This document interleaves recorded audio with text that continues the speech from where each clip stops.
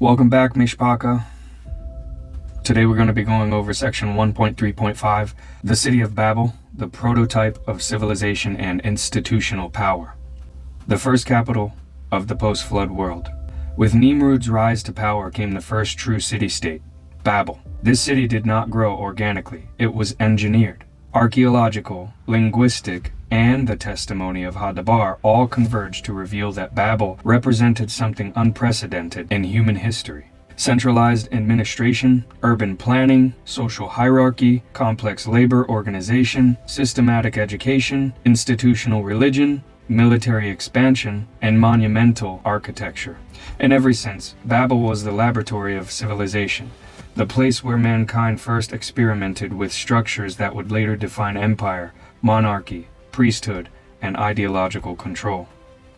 Bereshit chapter 10:10. And the beginning of his reign was Babel. This simple text signals a monumental shift. The very concept of a reign began here. Urbanization. Humanity learns to build permanence. Before Babel, mankind lived in small settlements. There were no major cities, no dense populations, no large-scale buildings. Babel changed everything. 1. Monumental architecture.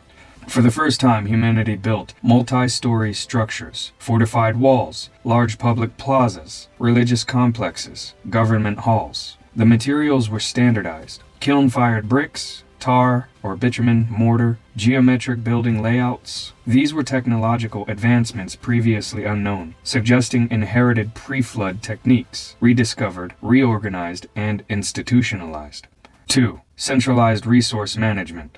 Babel required agricultural surplus, labor allocation, supply chains, storage facilities, logistics oversight. This meant that the world's first bureaucracy was born here. 3. Social stratification. In Babel, people were no longer just families, they became workers, craftsmen, administrators, soldiers, priests, and elite classes.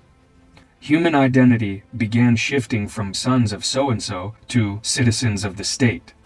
The establishment of institutional religion. Religion in Babel was not personal, it was institutional, organized, enforced, and centralized. Nimrod's system established 1. Priest-king authority. The ruler wielded both political and spiritual power. This merged the throne with the altar. 2. Temple complexes. These were not merely houses of worship, they were centers of astronomical observation, administrative hubs, treasuries, archives, legal courts. 3. Rituals and ceremonies. Early forms of divination, celestial omen interpretation, seasonal festivities, fertility rites, and offerings. These were designed to elevate human authority and manipulate spiritual forces. 4. Early idolatry systems. Although idols appear more explicitly later, the theological foundations of idolatry, assigning divine power to objects, symbols, natural forces, and rulers, originated here. This was the beginning of state-controlled spirituality. The first education system. One of the most significant developments in Babel was the creation of institutional learning. 1. Writing systems develop. Cuneiform, one of the earliest writing scripts, was not simply a cultural invention. It was primarily used for state accounting, resource management, legal decrees, astronomical records, and religious documentation. Writing made large-scale government possible. 2. Schools are formed. Early scribal schools taught mathematics, agriculture, language, astronomy, law, theology, and administration. This was the beginning of formal education designed to support the state, not individual liberty. 3. Knowledge becomes controlled. Before this time, knowledge was transmitted orally within families. In Babel, however, knowledge became controlled by the priesthood and the political elite. Education served ideological unity, administrative efficiency, religious indoctrination, and military planning. This marks the beginning of a pattern that would repeat in every empire until the end, at the return of Yahushua Mashiach. The rise of military structure. Again, the phrase mighty hunter before Yahuwah indicates that Nimrod's reputation was tied to his ability to subdue both beasts and men. From this reputation emerged the world's first military system. 1. Organized warriors. Small tribal defense bands transformed into standing forces, trained units, royal guards, and conscripted labor militias. 2. Territorial expansion. Babel was not content to remain small. Its population drew surrounding tribes into a growing sphere of influence, through persuasion or by force. This is important for later sections, with syncretization being the main topic we'd be focusing on at that point. 3. Early weapon standardization. Weapons began to follow patterns. Spears, bows, daggers, axes, swords, crafted with uniformity for large units, not individuals. From Babel, many tribes and regions adopted the forging of these types of weaponry, and they used them for multiple purposes including hunting, wars, and battles. 4. Enforcement of kingdom. Force was now tied to law. Law was tied to government, and government was tied to religion. The three pillars of the power of the Arats were created: state, military, priesthood, all originating in Babel.